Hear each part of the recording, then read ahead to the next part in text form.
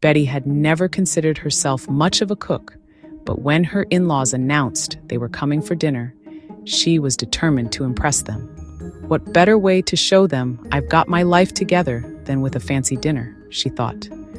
After flipping through several cookbooks, she came across a recipe for chicken a la king. It sounded sophisticated, but not too difficult. Surely she could handle this. With newfound confidence, Betty set to work. She bought the finest ingredients, including fresh chicken, heavy cream, and, just for flair, some frozen peas. She meticulously chopped everything, measured each ingredient with precision, and followed the recipe to the letter. The first sign that things might not go according to plan came when she tried to sauté the mushrooms. The recipe called for a nice golden brown, but Betty, never one to back down from a challenge, let them go for a bit longer than necessary.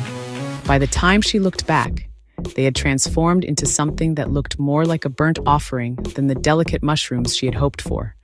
But, undeterred, she shrugged and threw them in the pot anyway. The cream, on the other hand, was being overly cooperative. Betty had misjudged the amount it would thicken, and now the sauce was less a luxurious coating and more a thick, custardy glue. She stood there staring at it, wondering if the dish was supposed to be this lumpy. Maybe it was the type of fancy cuisine where texture was optional. Next came the chicken. Betty was sure she had cooked it thoroughly, but just to be safe, she cut one piece in half. As she sliced through, it became clear that she had not. One section of the chicken was still suspiciously pink. Well, a little pink never hurt anyone, she thought. Quickly throwing everything together in a panic, adding peas and stirring the concoction as if she were performing a last-minute science experiment. The table was set. The in-laws arrived. The house smelled, well, interesting. Betty plated the chicken a la king, her hands trembling slightly, and proudly placed it before her guests. Her husband, Mark, was looking at the dish with a puzzled expression, but Betty just smiled, proud of her efforts. As everyone took their first bite, there was an awkward silence. Then, her mother-in-law, Joan, who had always been overly polite, smiled and said, Betty, this certainly has a unique flavor. Very robust.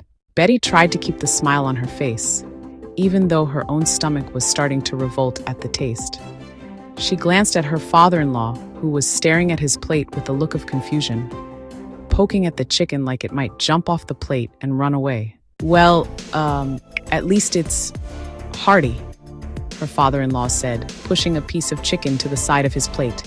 And very creative. Mark, her husband, who had already downed half his wine, raised his glass.